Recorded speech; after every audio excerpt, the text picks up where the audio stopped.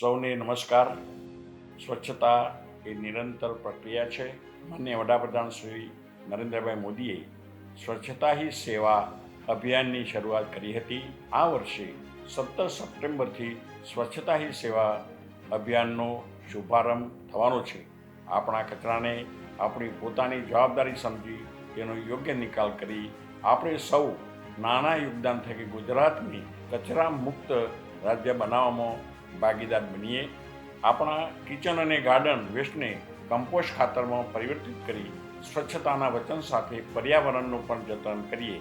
બગડેલા અને વાસી ખોરાકનો યોગ્ય રીતે નિકાલ કરી આપણા સફાઈ મિત્રોના સ્વાસ્થ્યનું પણ ધ્યાન રાખીએ. રોજિંદા જીવનમાં નાના ફેરફારો થકી પૂજ્ય ગાંધી બાપુના સ્વચ્છતા તો પ્રભુતાના મંત્રને ખરા અર્થમાં સાકાર કરીએ.